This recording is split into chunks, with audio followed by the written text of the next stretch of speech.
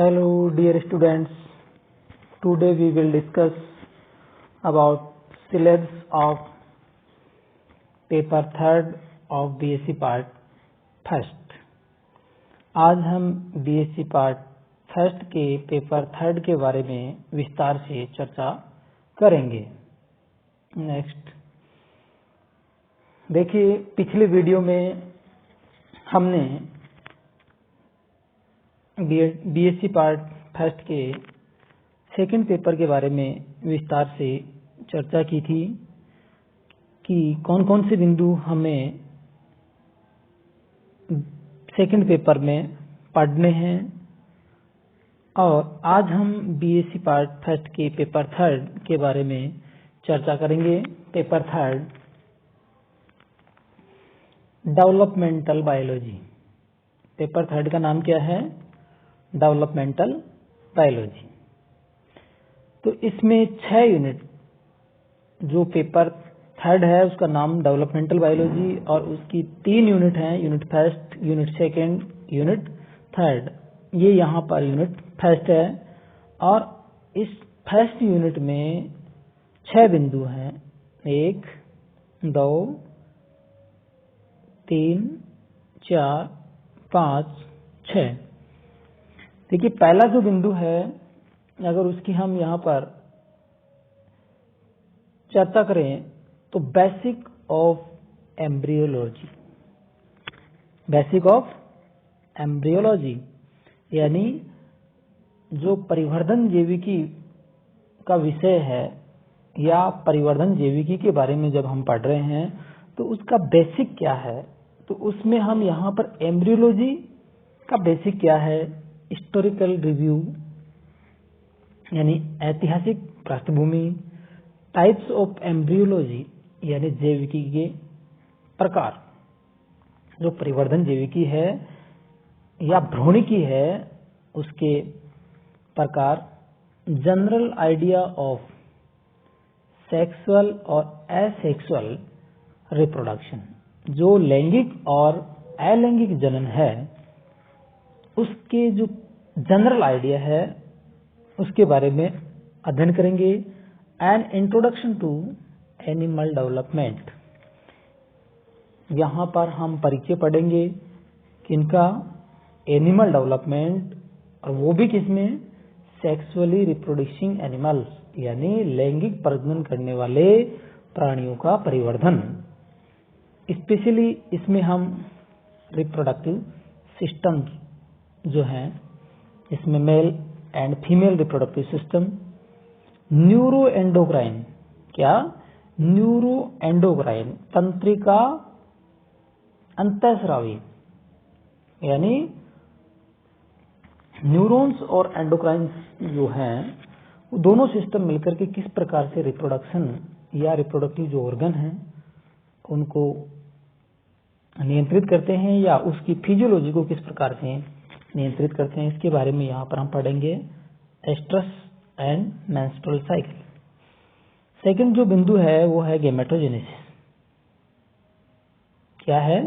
Gametogenesis. इसके 2 सब topic हैं। फर्स्ट है formation of egg and sperm यानी अंड एवं स्पर्म यानी शुक्राणु का निर्माण, और पित्तक जनन या वाइटोलोजेनेसिस। थर्ड जो बिंदु है उसमें हम फर्टिलाइजेशन क्या होता है और एक्टिवेशन ऑफ ओवम, जो इनिशियल फेज है फर्टिलाइजेशन का, एक्टिवेशन ऑफ ओवम, एक्टिवेशन के लिए जो आवश्यकताएं हैं वो क्या हैं, और changes in the organisation of egg cytoplasm यानी अंडे का जो साइटोप्लाज्म है उसमें क्या क्या परिवर्तन होते हैं। पार्थिनोजेनेसिस क्या है यानी अनिषेक जनन क्या होता है, और इवोल्यूशन ऑफ विविपेरिटी यानी चौथा जो बिंदु है उसमें हम पार्थिनोजेनेसिस एवं इवोल्यूशन ऑफ विविपेरिटी पढ़ेंगे। नेक्स्ट जो 5वां बिंदु है विदलन यानी क्लीवेज, उसके डेफिनेशंस, टाइप्स ऑफ क्लीवेज, विदलन के प्रकार, plans and patterns of cleavage and significance यानी क्लीवेज का क्या महत्व है, मॉरुलेशन क्या होता है एंड ब्लास्टुलेशन क्या है। लास्ट जो टॉपिक है इस यूनिट का वो है gastrulation. Definition of gastrulation, fat में क्या होता है, मॉर्फोजेनेटिक मूवमेंट्स क्या है, और इम्पोर्टेंस और सिग्निफिकेंस ऑफ गैस्ट्रुलेशन। इस यूनिट में हम इस प्रकार से कुल मिलाकर के 6 बिंदु यहाँ पर हम पढ़ेंगे। नेक्स्ट जो सेकंड यूनिट है उसमें भी कितने बिंदु हैं, 6 बिंदु हैं। कितने हैं, 6 बिंदु हैं। देखिए first, second, third, fourth, fifth, sixth. देखिए फर्स्ट है एम्ब्रियोनिक इंडक्शन। एम्ब्रियोनिक इंडक्शन क्या होता है, प्राइमरी ऑर्गेनाइजर या प्राथमिक संघटक क्या है, विभेदन क्या होता है, और सामर्थ्य या कॉम्पिटेंस क्या है। यानी पहले बिंदु में हम इनके बारे में विस्तार से अध्ययन करेंगे। सेकंड जो टॉपिक है वो है ऑर्गेनोजेनेसिस या अंगजनन। अंगजनन क्या होता है और ये किस प्रकार से अंगजनन होता है, इसके बारे में अध्ययन करेंगे। इसका जो दूसरा बिंदु है वो ग्रोथ यानी वृद्धि, एवं यहाँ पर हम वृद्धि और विकास के बारे में यानी ग्रोथ एवं डेवलपमेंट दोनों के बारे में हम विस्तार से अध्ययन करेंगे। थर्ड जो है वो है रीजनरेशन, टेरेटोजेनेसिस और सेनेसेंस एंड एजिंग। रीजनरेशन का अर्थ यहाँ पर पुनर्जनन, या यूं कहें कि पुनरुद्भवन जो आपने पढ़ रखा है उसी के बारे में यहाँ पर हम पढ़ेंगे। रीजनरेशन क्या होता है, पुनर्जनन कैसे होता है, टेरेटोजेनेसिस क्या होता है, रीजनरेशन का प्रकार कितने हैं, टेरेटोजेनेसिस क्या है और किन किन पदार्थों के द्वारा या किन से ये प्रभावित होता है, सेनेसेंस क्या है और उसको प्रभावित करने वाले कारक क्या हैं, एजिंग क्या है, इसको प्रभावित करने वाले कारक। नेक्स्ट जो चौथा बिंदु है वो है एक्स्ट्रा एम्ब्रियोनिक मेम्ब्रेन। क्या, अतिरिक्त भ्रूणीय झिल्लियां। अतिरिक्त भ्रूणीय झिल्लियां किस में पढ़नी है, चिक एम्ब्रियो में। किस में पढ़नी है, चिक एम्ब्रियो में। डेवलपमेंट ऑफ चिक एम्ब्रियो यानी जो चिक का एम्ब्रियो है, भ्रूण है, उसका 96 आवर्स तक डेवलपमेंट के बारे में अध्ययन करेंगे। और ये बिंदु प्रैक्टिकल में भी है, तो यहाँ से दोनों जगह क्वेश्चन आते हैं, प्रैक्टिकल में प्लस थ्योरी में। जो लास्ट जो बिंदु है वो है प्लेसेंटेशन। इसमें मैमल्स में प्लेसेंटेशन क्या होता है, परिभाषा, टाइप्स ऑफ प्लेसेंटेशन। विभिन्न आधारों पर इनका प्लेसेंटेशन का यहाँ पर प्रकार है। Classification on the basis of morphology and histology. यानी आपको जो क्लासिफिकेशन वर्गीकरण पढ़ना है प्लेसेंटेशन का, वो किसके आधार पर, morphology and histology. Functions of placenta, placenta के क्या कार्य हैं, ये भी हम यहाँ पर विस्तार से पढ़ेंगे। तो 2 नंबर यूनिट है, उसमें आपको 6 बिंदुओं का अध्ययन करना है। नेक्स्ट जो थर्ड यूनिट है, अगर उसकी हम चर्चा करें तो थर्ड यूनिट में देखिए ये थर्ड यूनिट है, और थर्ड यूनिट की बात करें तो 7 बिंदु, 1 2 3 4 5 6 7, टोटल कितने बिंदु हैं, 7। यानी 7 बिंदुओं का अध्ययन करेंगे।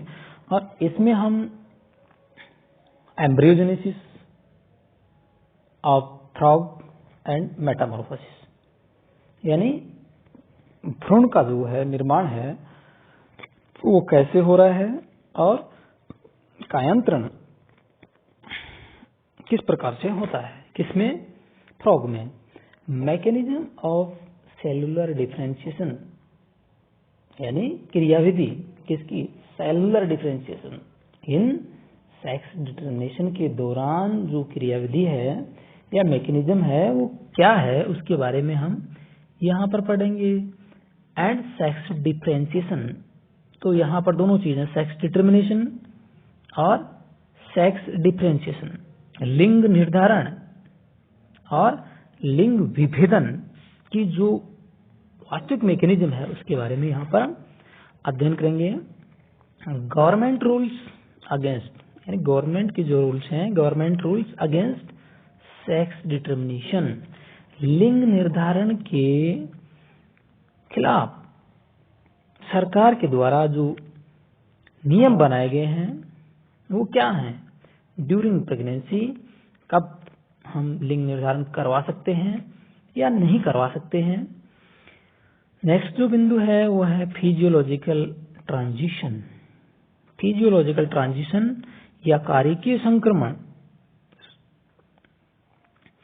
ये एक प्रकार की संक्रमण अवस्था है of the foetus at birth, यानी जन्म के समय जो कारिकी परिवर्तन होते हैं, जैसे लंग्स, जैसे ही बर्थ होता है तो फीटस में क्या परिवर्तन होते हैं, ऐसे बहुत सारे ऐसे परिवर्तन हैं जिनको हम फिजियोलॉजिकल ट्रांजिशन के नाम से जानते हैं। इसके बारे में हम विस्तार से अध्ययन करेंगे। बेसिक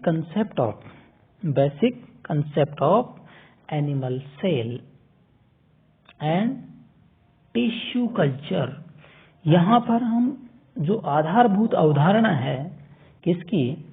सेल और टिश्यू कल्चर। सेल कल्चर और टिश्यू कल्चर क्या होता है इसके बारे में जो प्रारंभिक जानकारी है या कंसेप्ट या अवधारणाएं हैं उसके बारे में विस्तार से अध्ययन करेंगे। छठा बिंदु जो है वो है इन विट्रो फर्टिलाइजेशन। एक होता है इन विवो, यहां पर हम जो पढ़ेंगे वो है इन विट्रो। क्या? In vitro, IVF, in vitro fertilisation and embryo transfer, यानी बाह्य परिस्थितियों में निषेचन किस प्रकार होता है, निषेचन के पश्चात जो अवस्था बनी है, जो एम्ब्रियो बना है, उसको हम कब तक ट्रांसफर कर सकते हैं, क्या क्या आवश्यकताएं होती हैं, इसके बारे में हम पढ़ेंगे। लास्ट जो टॉपिक है एम्ब्रियोनिक स्टेम सेल। क्या? Stem cell. कौन सी? एम्ब्रियोनिक, जो भ्रूणीय स्तंभ कोशिकाएं हैं उसके बारे में विस्तार से अध्ययन करेंगे। स्तंभ कोशिकाएं या एम्ब्रियोनिक स्टेम सेल क्या होती हैं, कहां से उनको प्राप्त कर सकते हैं, कब तक प्राप्त कर सकते हैं, उनकी क्या विशेषताएं होती हैं, और जो स्टेम सेल्स हैं उनका चिकित्सकीय जो अनुसंधान है या जो मानव समुदाय है या मानव समाज है उसके लिए स्टेम सेल की क्या उपयोगिता है, इसके बारे में हम इस 7वें बिंदु में अध्ययन करेंगे। इस प्रकार से पेपर जो थर्ड है उसकी जो 3 यूनिट हैं, पहले यूनिट में 6 बिंदु, दूसरी में 6 और तीसरी में 7, आप देख सकते हैं। देखिए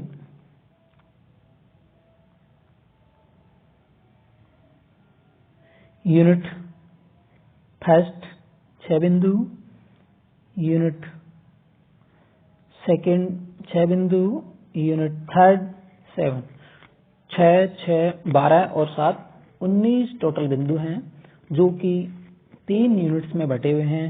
और इस प्रकार से आपका ये पेपर डेवलपमेंटल बायोलॉजी के बिंदु हैं जिनको हम विस्तार से अध्ययन करेंगे। Thank you.